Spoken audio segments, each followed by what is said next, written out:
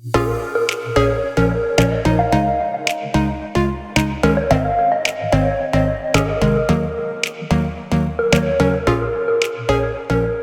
welcome back to the Practical Church Podcast. My name is Dylan Dotson, and this show is all about helping you plant and grow healthy churches.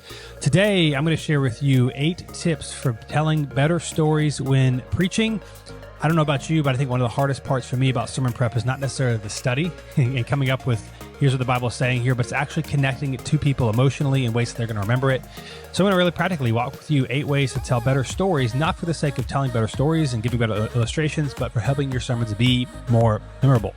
Now, as always, as a reminder, this show is brought to you in partnership with Mission Support. Mission Support does a lot of great stuff to help you stay focused on missions. One of the things that we at New City Church use Mission Support for is their Google SEO help.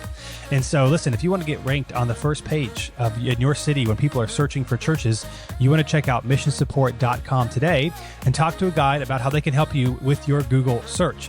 A lot of people are searching for churches, trying to find out places to go, and there are really practical things that they can do to help you actually get more new first-time guests. So, again, if you want an effective, a cost-effective, and really impactful way to attract more new people in your area, be sure to go to missionsupport.com today. They offer a number of services, but check out their Google and SEO, all the stuff that they do to get your church ranked higher on Google. And now, today's episode, 8 tips for telling better stories when preaching. All right, so I don't know if it's like this for you. My guess is probably like this for a lot of people. When it comes to writing sermons, to me, the hard part isn't like studying and writing the quote unquote lecture part of it, or here's what the scripture's saying, here's what's going on here. The part that maybe takes the most effort or energy is including compelling illustrations, stories, examples to make your sermon be memorable, be practical, be applicable, and not put people to sleep. And so what I want to do is share with you some of the things that I do to try to make my sermons, just kind of sprinkle in some stories here and there so that you actually can engage your audience a little bit better. So here's 8 things that I do, 8 tips for telling better stories when preaching. Here is number 1. Number 1 is to actually capture stories. So what can be really hard when you're writing a sermon is you're like, hey, I want a story about this. And you're trying to rack your brain. Okay, when did I experience this situation? Or when have I read a story about whatever situation it is? And it's a lot easier if you have a way of capturing stories that you can go through and like look at your stories to see if you have something that matches up. Or what I do sometimes is I'll just like go through my stories and say, I wonder if I could use any of these stories in the sermon. So for example, how I do this is I use Apple Notes. You could use a lot of different things. I use Apple Notes because I can do it on my phone or the computer. And I've done for a couple of years, I've captured like stories that I've heard other preachers say or stories that I've read that I thought were interesting so that I can go and, have a bank of stories. What I started doing about a month ago to make this even better was not just like stories that I read or come across, but I just more recently started another folder of random personal stories that have happened in my life. Things that aren't necessarily like big or memorable, but kind of small, interesting, random, maybe dumb, out of the ordinary things that are easy to forget if I hadn't captured them. Now, the reason I do this is so that, again, when you tell stories in your sermons, they're great. The best stories, the most impactful stories, the most memorable stories are things that you have personally done or experienced. So about a month ago, I started another folder with just like random personal stories, not like the big things, but the things that, again, I will forget in a couple of weeks, but they help illustrate points. So for example, I was in a Chipotle parking lot here in Raleigh, which was a normal, nice part of Raleigh. And as I pull in, next to me, there is a red Mercedes with 2 real bullet holes in one of its rear passenger doors. Now, normally I'm like, oh, that's interesting, then forget about it. So what did I do? I pulled out my random personal note stories and I just said, red Mercedes with two bullet holes. Now, I don't have that categorized anywhere, but for me, the point is like, man, if I had a red Mercedes, I would pay to fix the bullet holes. Like I wouldn't drive. I personally have a 13-year-old Honda CRV. If I had bullet holes in my door, I would pay whatever the cost was to get a new door. And I don't even have a nice car. And so it's just kind of like random funny stuff of like, why would you do that? Another thing that happened that same week was, Christina, one of our daughter's friends, called Christina, my wife, boring. Now she didn't say it to her. She said it to our daughter, and our daughter was telling us a story. And so I just like putting it in there. And I'm actually using it as I'm recording this weekend. Because basically they're at the mall and my daughter's friend was like asking, hey, can we buy a pretzel? Can we buy this? Can we buy a milkshake? And Christina's response every time was, well, you have money. You guys have money. You can buy it if you want. And obviously, this girl was used to like asking her parents, "Hey, if I want this thing, they would just buy the stuff," which is fine. But in our house, we give our kids allowance, and they have to learn you can buy whatever you want with your money, but you have to buy it. And so we're not going to buy a bunch of extra stuff all the time. And so she told Finley her mom was boring because her mom wouldn't buy all the extra things. Now, I used it in a great sermon illustration because we talked about how we want to be people who fear the Lord and not people who fear people. And we want to do the right thing no matter what other people think. And so that's like a funny, random, not weighty illustration of like, obviously, when it comes to our parenting, we don't base our parenting on what our kids' friends think. We don't care. We don't care. And so I also like ordered movie tickets that same week. And when I was checking out, it was Cinemark's movie theater. But when you check out, I noticed on the checkout on the receipt that they email you, they call themselves Cinemark Bistro. Cinemark Bistro, because now they sell like chicken tenders and like, French fries, as well as all the candy stuff. And so I just put it in my folder. I haven't used the store yet, but I put it in there because it's kind of funny because it's like a movie theater is not a bistro. Like nobody's like, you know what? I could really go for a hamburger tonight. Let's go to the movie theater, not to watch the movie, but to order a hamburger. It's like a Cinemark. It's not a bistro. That's not what it is. It is a movie theater that sells below average food, but they're calling themselves a bistro to kind of like, because they sell more than just like popcorn now. But it's like, come on, man, that's like, you're not actually a bistro. And so I don't know if that's helpful, but I've now like started categorizing just like random small things that happen but in my life. I'm like, okay, every couple of days, anything like random, not the big happens, so that I can just have like small stories to illustrate things. Now, I don't categorize them. I think people that are more organized than me can maybe categorize certain stories in like certain folders or whatever with certain topics. I just like to have them. Sometimes I scroll through them, especially if I'm writing a sermon and I'm like, hey, I need an illustration for this point or whatever. I'll just like go through some of my stories to say, is there anything that I could make work here? And so the first point, all that to say is, you have to capture stories. Don't just try to sit there and remember them. Actually have actively, hey, when this happened, I experienced this, so that you have something to recall later on. So number one, first tip for telling better stories is actually to have, stories to choose from. So you're not just like sitting there staring at a wall, trying to remember it when you use, if there's a story that happened to illustrate a point. Number two, start with something that interests people to keep listening to you. So this is generally speaking here, but one of the big flaws I see with a lot of communicators is they just kind of like jump into the sermon. They read the Bible and they start explaining the text right away. And I just want to say, you want to give people a reason to actually listen to you. Or they'll start out with their outline and they'll say, well, hey, today in this sermon, we're looking at these three things and let's go. And if you listen to this podcast, it's not new, but it's like, I don't think like, maybe the traditional adage of tell them what you're going to tell them, and then tell them what you told them. I don't think that's a good strategy, because no stories, movies, shows that you like follow that prompt. No movie's like, all right, now let me tell you what's going to happen in this movie. And then the movie happens and then they recap it at the end, because it takes all the tension, all the interest out of it. So what I would encourage is to start with some sort of story illustration example that can set up what you're going to talk about. I would say too, if you can get people to laugh, not that you have to like go out of your way to be unnaturally funny or something like that, but like be yourself. But when people laugh, their guard comes down. They're way more likely to listen to you and to receive. And so, especially when you got new people who don't really have reason to listen to you, there's no trust built up. Now, this is generally speaking, I know there's not always maybe a good illustration. Maybe there's a reason you need to jump right into the text. Maybe it's a longer sermon, whatever. But generally speaking, I would encourage you to make a practice of starting your sermon off with something interesting, a story that gets people a reason to keep listening. The only time everybody's going to be listening attentively is at the very beginning of your sermon. And if you don't give them a reason to keep listening, people are going to start dropping off a lot sooner. So I would just say, hey, is there some sort of intro story that can set up where we're going, or what the text is going to be talking about, or what the theme of the sermon is going to be, instead of just jumping in, and definitely instead of just telling people, here's what we're going to talk about today, because that is boring. That is boring. Now, again, what's hard with some of this stuff is some of your favorite communicators maybe don't necessarily do this. Like, for example, Tim Keller is a great, well-known pastor, theologian, and he is not the most engaging storyteller, although I will say he sometimes has really good stories. But it's like, you're not Tim Keller. And so I think what can happen sometimes is we try to model ourselves after really gifted people or whatever, and we're not those people. And so we can't necessarily do exactly what they do. So number two, start with something interesting that would encourage people to keep listening to you. It doesn't have to be super long, but you want to give people a reason to keep listening. You want to engage them from the beginning. Number three, to the best of your ability, include a story or illustration with your main or final point. Include a story or illustration with your main or final point. Again, we all know what it's like for someone to like come and share with you, maybe not what you talk about in the sermon, but some of your stories. And if you want to land a plane more powerfully or memorably or more impactfully, then having some sort of story or illustration is really, really important. And I would say it doesn't have to be some big, dramatic, emotional thing. Now, if it is, that can be very helpful.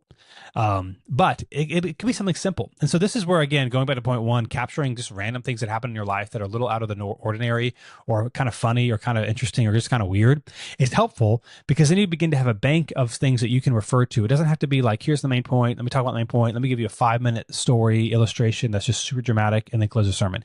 It doesn't have to be that, but something to like bring levity or laughter or emotion or grief or whatever it is, to help people emotionally connect on a deeper level than just intellectual with what you're trying to say. I would just say, as best of your ability, and again, I know it doesn't always work, but if you can include some sort of story or illustration with your main or final point to help make it real, it will really help your sermon, the stickiness of it, and also people's response, especially, a lot of churches, like New City, after the sermon, we also worship. We have some more worship songs, and so people will emotionally respond as well. So start with something that interests people, number 2, but number 3, include a story or illustration in your main or final point. Really try to like take the time to make that happen.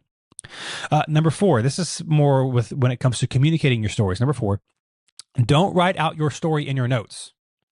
Now, you can make points in your notes of maybe certain aspects or something you want to be sure you actually say when you talk about the story or illustration, but you don't want to be looking down, reading it, because it really takes all the human connection away. Especially if you are a manuscript preacher and you spend a lot of time looking down, stories is one of the ways that you can make prolonged eye contact, for more than like 5 or 10 seconds. Now, I know it's a little bit harder if you're telling a story. If you're reading a story, that's a little bit different, but this is especially true if you are telling a personal story about your life. Nothing would like kill the connectivity of a strong personal story more than you reading it from a page. So I would encourage you maybe to take a little bit extra time in your sermon prep to try to better internalize or memorize the story. It is the trade-off between not saying everything exact, but having eye contact and connection with your audience is better than saying everything precisely, but you're looking down and reading a story that happened in your own life. So one of the ways you can do this is, when you take your notes with you, if you preach from manuscript, let's say, when it gets to the story part, just like story about my childhood, or story about the car accident, or story about whatever it's about. And that will just remind you, now let me talk about the story, because you know what happens. So I would just say, again, don't put it in your notes as a fallback, because you'll just habitually or naturally look down if it's there in front of you. But if it's not there in front of you, you'll have no choice but to keep looking at your audience as you're talking to them. So number 4, don't write out your story in your notes. Again, it's different if you're reading a story or it's not something that happened to you, although you still want to do the best you can, to try to memorize it, and don't just sit there and read the whole thing, generally speaking. But especially if it's a story from your own personal life. Don't write out the story in detail on your sermon notes. Just give a little heading, a little reminder. And now I'm going to tell a story about this, because it will force you to engage your audience the whole time and not read your notes, which you don't want to do if you're telling especially a personal story. Now, number 5, when it comes to personal stories, don't be the hero. You cannot be the hero. No one wants to hear about how awesome you are. Now, sometimes this makes it hard, because maybe you're sharing a story about forgiveness, or you're sharing a sermon or a point about forgiveness and humility, and maybe you have a great story in your life where you did this. Now, obviously, it's not to say you're always perfect at it, but there are some times where it's like I'm kind of writing a sermon. I'm like, I need a personal story about this, illustrate this point, and I've got a good personal story from my life, but it's like where I was awesome. Ain't nobody want to hear that. And nobody want to hear that. Now, you can get away with it every once in a while if it's not like this big thing. Like if it's like maybe a story about forgiveness, and you were in first grade and somebody stole your candy at lunch and you forgave them, like that's fine. You're first grade, it's cute. But if you're selling a time in your adult life where you forgave somebody, nobody wants to hear that. So that does make it hard, because sometimes you need a positive story to go with a point, and you can't use one of your own because it makes you look awesome. But don't do it. Now, you could do the reverse. So if you're talking about forgiveness, you can definitely tell a story where you did not forgive. or maybe you're preaching about wisdom, and you can tell a story where you were not wise. You can do the opposite, absolutely, but you can't be talking about how awesome I am. Now, let me give a little caveat here. If you're listening to this and you are someone who does not preach regularly, so maybe you preach once a quarter or whatever, you preach at your church infrequently, you do want to be careful about self-deprecating stories. So the primary preacher at your church, lead pastor, whoever preaches often, is going to have a lot of trust with the congregation because they hear from them a lot. They obviously respect them. They trust them. So me, for example, who preaches predominantly at New City Church, I can talk about times where I made a dumb decision or I did something foolish or I was being an idiot, because it's like the people in the audience, they have a trust. Like, we trust you. We don't actually think you're that much of an idiot because we wouldn't be at this church, all that sort of thing. If you preach infrequently and you don't have that trust or rapport with the congregation or the audience, it's not that maybe various individuals in the audience, obviously they know you, they trust you, but they don't have like this trust of you seeing you on stage every week. If when you do preach infrequently, you include a lot of self-deprecating stories, people will wonder, well, maybe you are, maybe they won't say this, an idiot, or maybe you don't know what you're talking about, or maybe you do have a really big issue with forgiveness in your life. So I would just say, be careful on doing too many self-deprecating stories, especially if you preach infrequently. Now, obviously, if you preach frequently, you also don't want to have self-deprecating stories like every single week. But when you preach so often, again, you've built up trust and, you can do that. But if you preach infrequently, just be a little bit careful on like the opposite story. So again, if you're talking about wisdom, and now again, it's different if you're like, hey, this was a time in my life that I was unwise. That's different than saying, man, I'm just an idiot, or I'm just so dumb, right? Don't say that if you preach infrequently, because people might wonder, are you dumb? If that makes sense. So there's a little bit of nuance there, but hopefully that makes sense. That being said, don't be the hero of your personal stories, because people don't want to hear that. They don't want to see that, and they will disconnect if you do so. That was number 5. Number 6, this is what my general principle. It's different, obviously, maybe on context and how long you preach, all that sort of thing. But generally speaking, I try to aim for 3 to 4 stories or illustrations every single sermon. So I'll start with one. I'll try to end with one, and I'll try to have maybe 2 others throughout the sermon, generally speaking. Now, you can't always do that, but I will say, especially, a little over a month ago, when I started capturing more personal, mundane stories in my life, this has gotten easier for me, because generally speaking, I'm trying there, I'm sitting there, I'm thinking, but again, you don't always need these big, long, drawn-out stories. You just need like illustrations to connect the point better. Also, when you tell a story illustration, people that have stopped listening or their mind has wandered, it invites them back in because they want to know what's going to happen. So it's like points of inviting people back in. It's also points of levity and brevity in your sermon. If you're like doing a lot of like, I don't know, theology or explaining stuff and just a lot of information dump, you need to have spots where people can like take a breath and listen and not have to focus so hard and apply what you're talking about to their life. So I like try to aim for 3 to 4 stories. Again, it depends on how you do your preaching thing. It depends on like how you do your sermon points. I mean, generally speaking, I will typically have anywhere between 3 to 5 kind of like main sermon points in a sermon. So I will try for the most part. Like oftentimes when I'm writing the sermon, I'll put like in bold and all caps story under a point to try to think of one. I don't have to have a story for every single point, but those are great places to try to put them in. And I will try to be like, hey, if I only have like 2 or less, or it's been like kind of a heavy part of the sermon, it's been 10 minutes of information and historical background and trying to explain what's going on. Maybe especially if you're reading like an Old Testament text and people don't know the geography or they don't know the political climate and trying to make it real or whatever, it can be really helpful to like throw an illustration in there. And so, so that the type of the sermon and then how long it's been since the last quote unquote story illustration helps. But generally speaking, I aim for 3 or 4 stories. Now, that may sound like a lot, or it may sound like not a lot, depending on your preaching style, your tradition. I will say this too. My kind of rule of thumb is about 10 to 12 months before I recycle a story. So I will absolutely reuse stories. Now, you got to be a little careful depending on the type of story it is, because if it's a really memorable story, people are going to know and recall it. However, I have found that people don't mind, even if they kind of know, they've heard the story before and it's a very memorable story. Maybe it's a sad story. Maybe it's a very funny story or whatever. People don't really mind kind of like knowing it's going to happen, knowing kind of what's going on again. They'll still laugh at the punchline. Also, you have to remember, like the average person goes to church like 2.1 times a month. So the fact that you shared the same illustration 11 months ago, maybe half the people in your church on the Sunday you're about to redo the story were there 11 months ago. Plus, you got new people. Plus, you've got people who've moved away.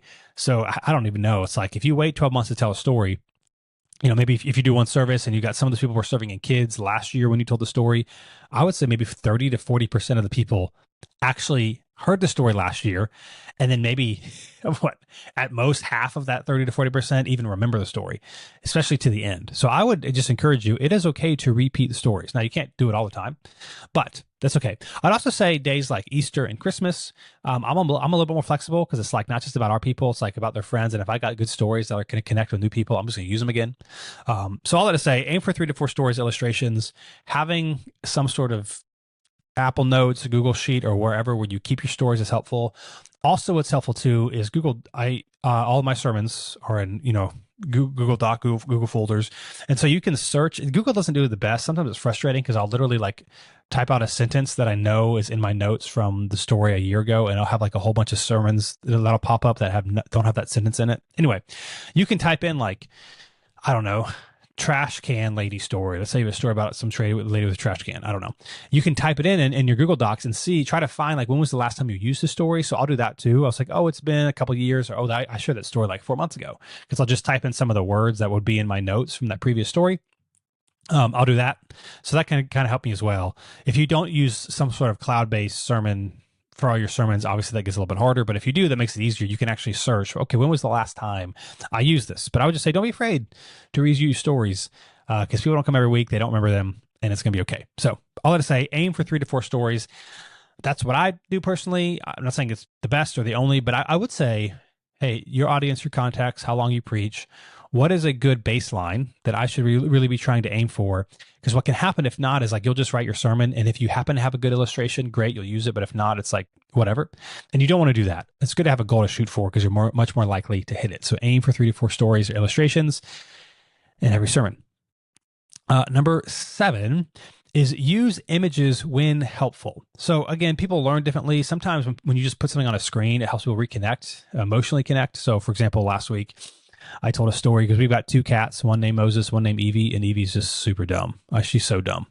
And so I even this wasn't like a new thing, for example, but I even put it in my, personal stories folder that we have 2 cats, and Evie's great. She follows me around everywhere, and she's always like sit in my lap, but she's so stupid. And like you can call her, like a lot of cats don't like know their names. I've had a lot of cats over the years. They don't respond. She will respond. And if you're in another room, or you're upstairs and you call her name, she'll run into a room where nobody's at. She'll like meow all the time because she wants to go outside, because Moses is indoor, outdoor, and so is she if she wants to be.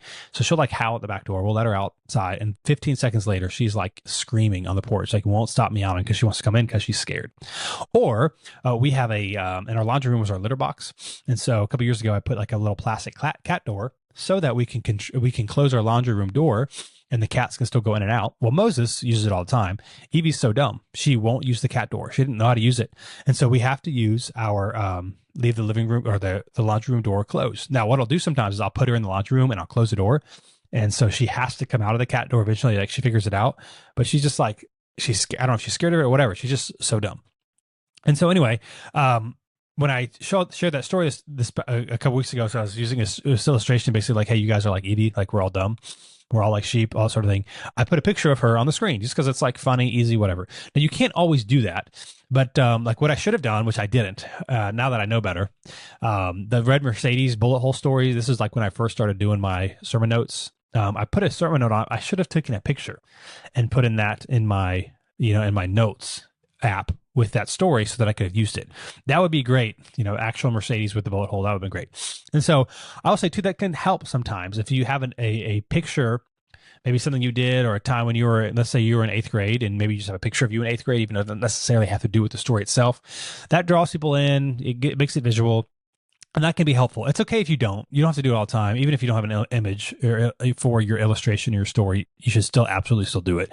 But it can be helpful. So I'll just say, use images when helpful. And then number 8, I know I hinted at this before, but when it comes to telling better stories and the importance of including stories and illustrations in your sermon, remember, you are not your favorite preacher. You are not your favorite preacher. So what can happen is we try to emulate our preachers who maybe have a lot of trust, who have built a lot of built a following. They're great communicators or whatever. And so they can do or say or get away with things that we cannot do or say or get away with. I'll give you an example. A year and a half ago, or whatever, is at a conference, a pastor's conference, and John Piper came and spoke. And I'll be honest, what he shared wasn't I mean, it was fine. It wasn't like some incredible sermon, moving thing. It was fine. The reason, though, that everyone loved it so much is that because it was John Piper. Like let's say some 40-year-old man could come up and give the same exact sermon that he gave at this conference. And I think it would have been like, okay. Not because of what he said was bad, but because part of it is like, oh, it's John Piper. He's got a history. A lot of people respect him, whatever. So whatever your favorite pastor or preacher is, they also just have trust, history, and audience that you don't have. So they can do things that you can't necessarily do. So maybe some of your favorite preachers start their preaching by saying, here's what the sermon's about. Let me tell you what it's about. Let me tell you where we're going. Let me tell you. And now let me tell you that I'm going to preach it. And then let me tell you what I told you. And that you're like, well, that works great for them. And I would just say you're not them. I would just say you're not them. Also, I would say this too. Some of your favorite preachers, I would just be willing to bet, probably are really good at telling stories. Probably are. And I would encourage you that this is a skill. It is not a talent. I remember there's a book called Do You Talk Funny by Stephen Nihil or something, Nihil or Nihil. And it's a good book. And he's a comedian and he talks about comedians and how to be more funny when you present. I think I highly recommend it for pastors and communicators.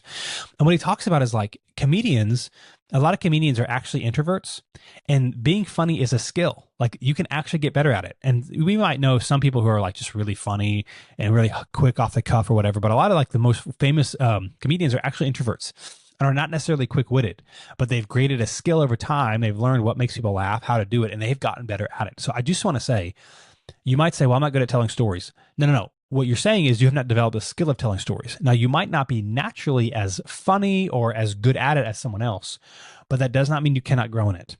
It does not mean you cannot grow in it. And I would say this too. I think sometimes our favorite preachers, we just assume they were always that good, but we all know, none of us were very good in the beginning.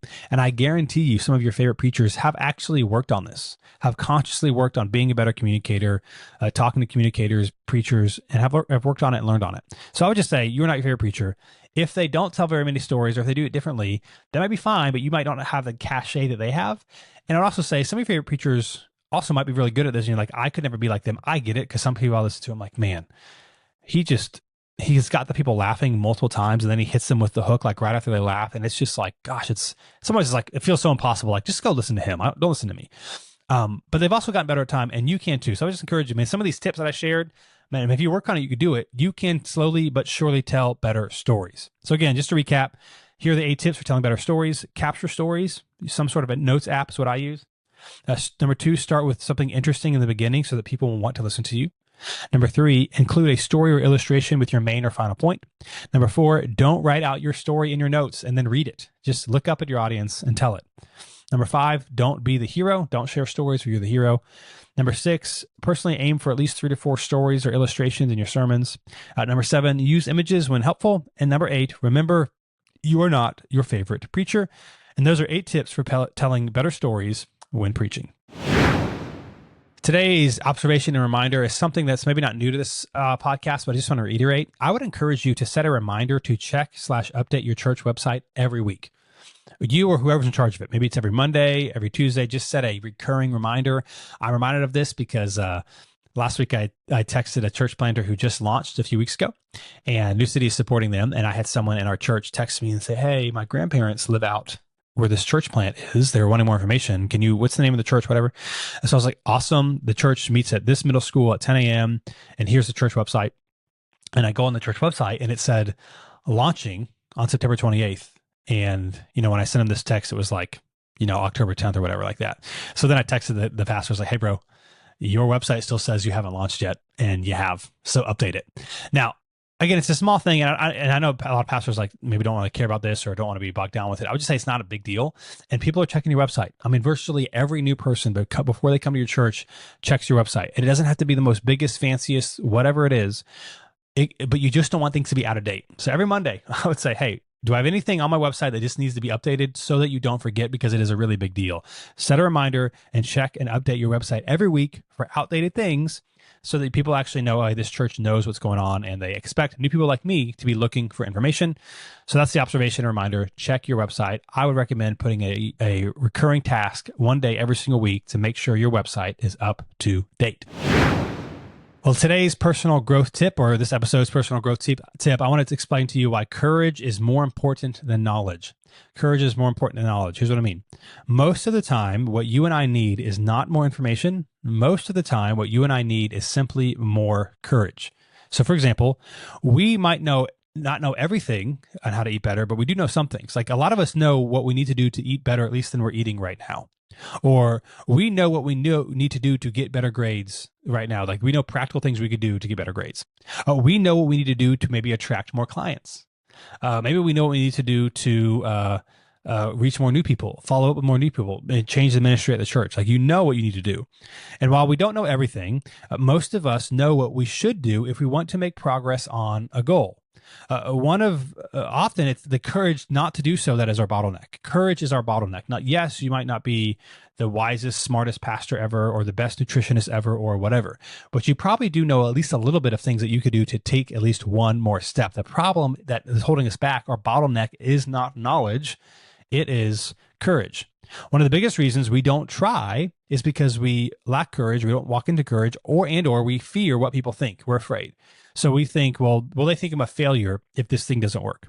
Or will they think I don't know what I'm doing? Or will they roll their eyes thinking I have no shot of making it work? And here's one of the best pieces of advice I have heard about facing your fears about what people think is, instead of thinking about the proverbial they, what will they think of individual people. You see, the reality is that people have a lot going on in their own lives, and they're not thinking about you. See, and you know this too, like most of us don't spend very much time thinking about other people. So instead of worrying about what they will think, maybe specifically consider what Sam or John or Lauren will specifically think. Not just they people, but like actual people in your life. What do you think they'll think? Because when you break it down to the individual level, all of a sudden, they don't seem so scary. Because at the end of the day, does it really matter if John doesn't think you can do it? Does it really matter if Lauren decides to unfollow you on Instagram because you decide to niche down on the content you share and she isn't interested in that content? Like, does it really matter? Of course, what I'm not saying is that we shouldn't care what anyone thinks.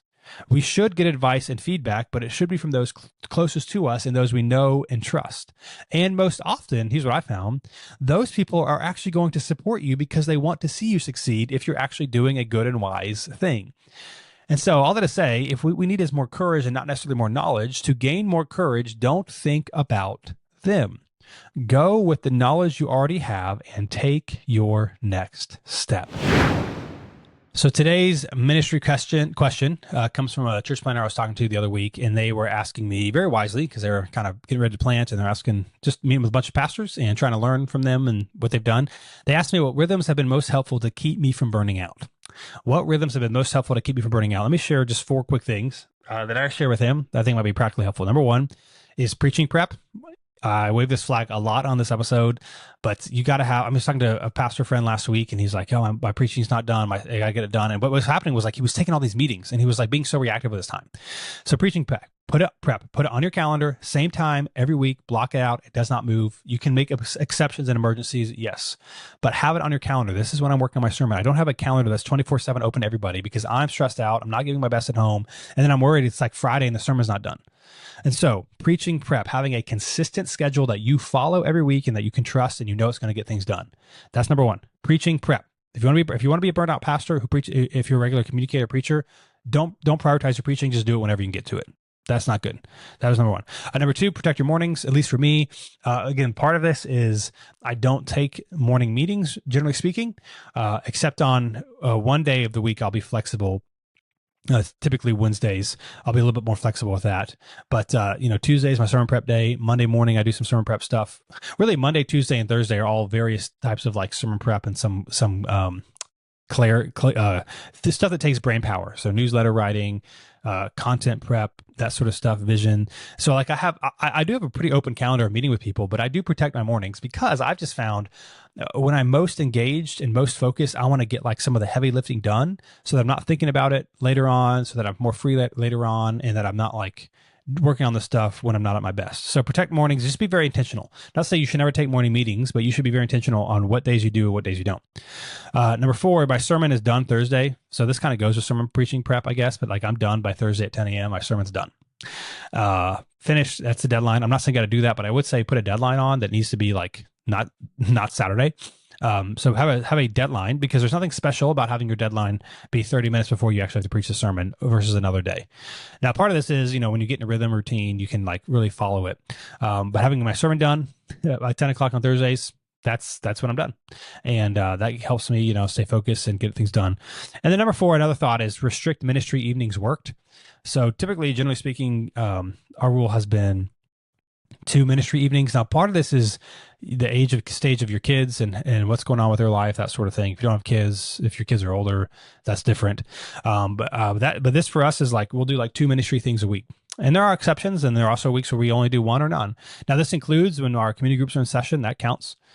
So last week we had a community group, and then we had a couple come over to talk about some stuff. This week, as I'm recording this, we've got a community group coming over, and we've got another couple coming over one night to talk about some stuff. Next week, we've got a community group, and I've got an elders meeting one night. And so we're just like, hey man, we do 2 nights a week, and we fit in there. And so I would just say, part of that too is don't feel bad if you want to meet. Say, I can meet during the day. So, I do a lot of premarital counseling. And I used to be way more flexible with this, and it got to be too much. And so I'm like, hey, I'm not a professional counselor, and I'm happy to meet and be a little bit flexible, but I don't do like premarital counseling in the evening anymore. I don't do it. I might be a little bit flexible and maybe go till 6 o'clock, but it's like, hey, if you want this, especially if, I do 5 sessions for couples, and if I'm doing 1 or 2 couples at any given moment, that just adds up to be a lot, especially with other ministry things going on, and marriage and kids and all that sort of thing. So like, don't be afraid to tell people, yeah, I would love to help you. Here's when I'm free. Because remember, when people go to the dentist, they don't say, hey, dentist, can I come at 7 o'clock? Or they go to the doctor. They have to work it around in the work hours if it's important to them. So someone's like, hey, I really want to meet, and I can only meet at after 7 o'clock. I'm not saying never take the meeting, and I'm not saying you shouldn't make exceptions. Yes. But also, like, if somebody really wants it, if your goal is longevity and not to be burnt out in 2 years, you've got to put some of this stuff in place and not feel bad about it. So have good boundaries and rhythms. I think that will help you stay from burnout in your ministry. And that's some of the things that I do. Well, thank you so much, as always, for joining me today on the Practical Church podcast. If you want more from me, you can go to DylanDotson.com. I've got a newsletter that I send out about bringing clarity to the Bible every week, DylanDotson.com/Bible. And don't forget to check out Mission Support. If you want to get higher ranked on Google so that people in your area that are moving to your area, that are searching for churches, I think this is really even more important if you're portable, like our churches, so you don't have row signage out. People might not necessarily know where you meet.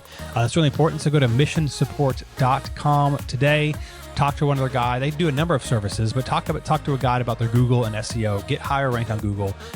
Connect with more first-time guests, and you'll be glad to do that. It would be money well spent. So check out missionsupport.com. And if you're on Facebook, don't forget there's a Practical Church Facebook group. You can ask questions, connect with other pastors, and I'll be back with you in 2 weeks for another episode of the Practical Church podcast.